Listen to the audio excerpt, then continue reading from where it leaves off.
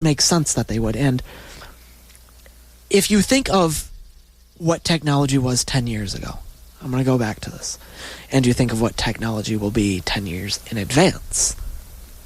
And now on the same card, think of what if it's already been invented? Yeah. You know? Like, see, I'm amazed on that new micro SD card that's 200 gigabytes. Maybe they have a micro SD card that's 200 terabytes. Exactly. You never know. And or we something don't know. so unimaginable. You know, if we look something. back, let's look back at things that have come out of Area 51, okay? Some of the first nuclear bomb things weren't at Area 51, but they were around it. Out in the deserts. Okay. If you thought of that in the past, you'd have thought, holy crap, that's an alien dropping bombs on us. You know, if you look at some of the planes that have developed out of there, some of the radar penetrating jets and stuff, the planes that can levitate, the jets that can levitate, things like that. If you'd have looked at those even 10 years ago, you would have been mind blown by the concept of them. And that's stuff that we now know happened.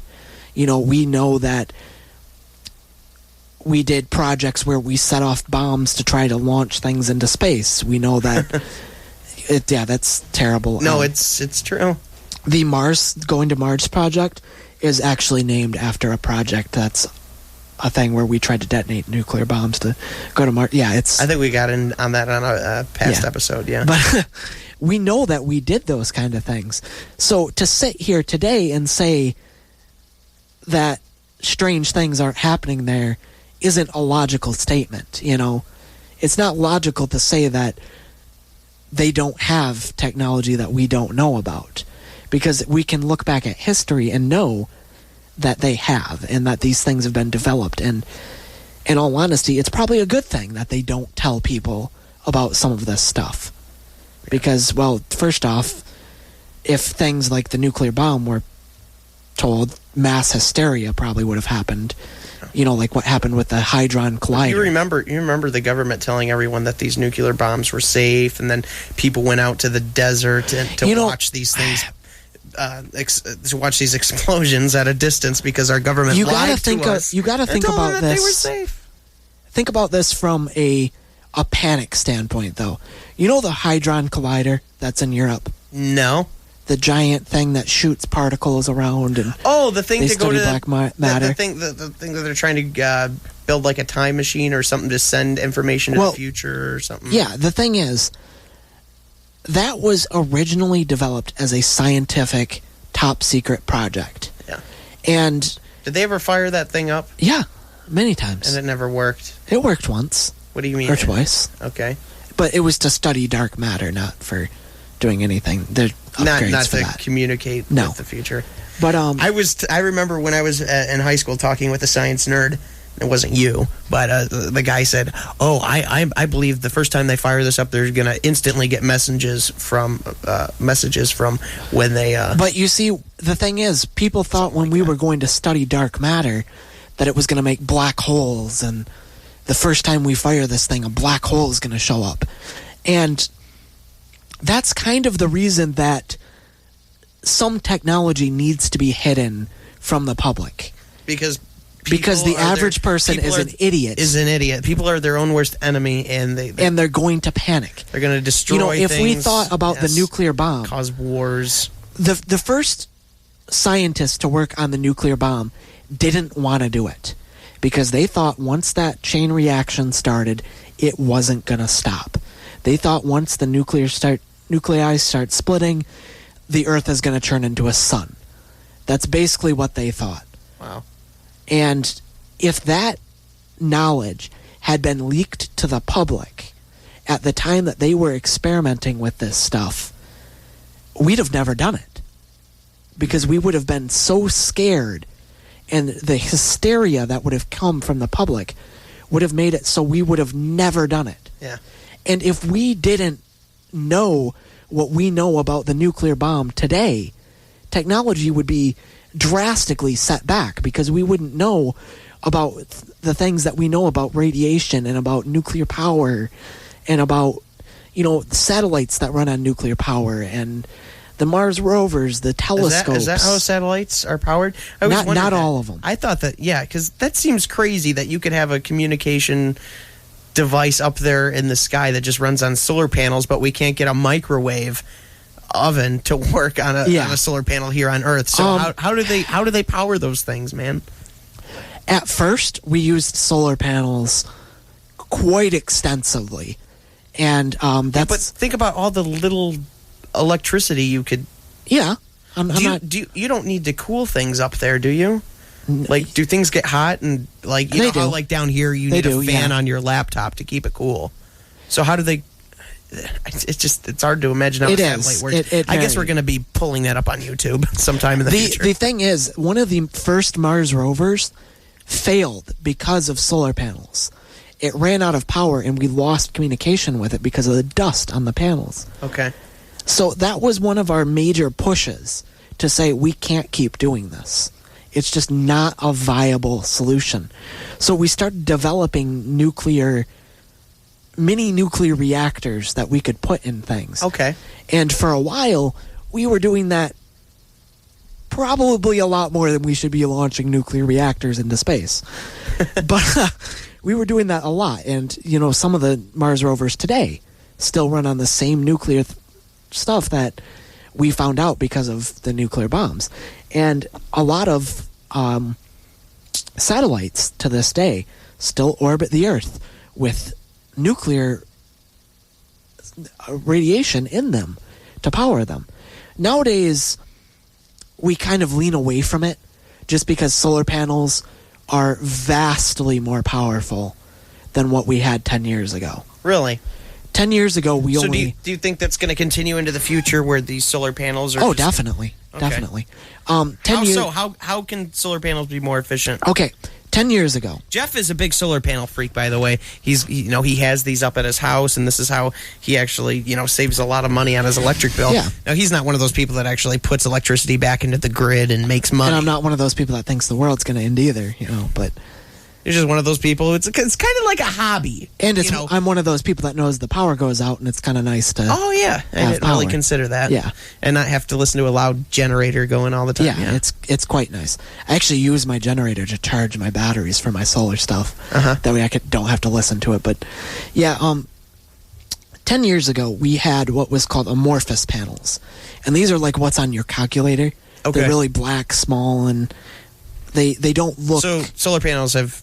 Yeah, really. But they could only capture 3% of the available energy of what something the same size today. Of what there is. Okay, I'm talking about what there literally is coming from the sun. Okay, so what's hitting the solar panel? Only 3% of that was captured with the older calculators, like what we used in school. And today we're at roughly 18% if you want to pay out your wazoo. Okay, your average panel is around 12. And when you think of the space difference that something can now be... closer to the sun. Is it because the solar panels are closer to the sun? No. It has to do with technology. Yes, the sun doesn't have to penetrate the Earth's atmosphere to charge the panels like they do down here on Earth. Is it because the satellites that are orbiting the Earth have solar panels on them that are actually closer to the sun? That does help, but it also has to do with...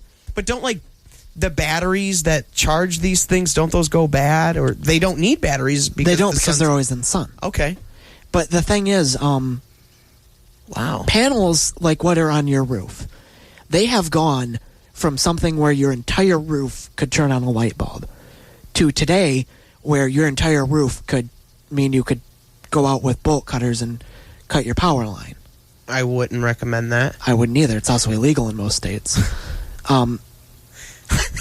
But the technology has made them so much smaller in just the last 10 years.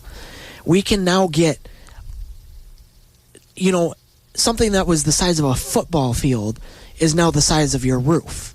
Okay. We've just compacted it so much in 10 years. And you think in another 10 years it'll be... That's why you probably are one of those people that's not really concerned with...